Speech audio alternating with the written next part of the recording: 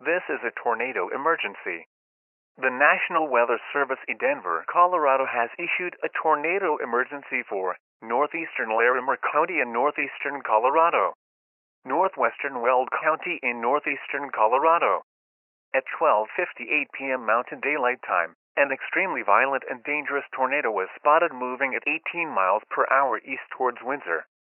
This is an extremely life-threatening situation. Seek shelter now. Move to a basement immediately. If outside, find a shelter immediately or you will face winds of up to 200 miles per hour from this tornado and debris flying at high speeds.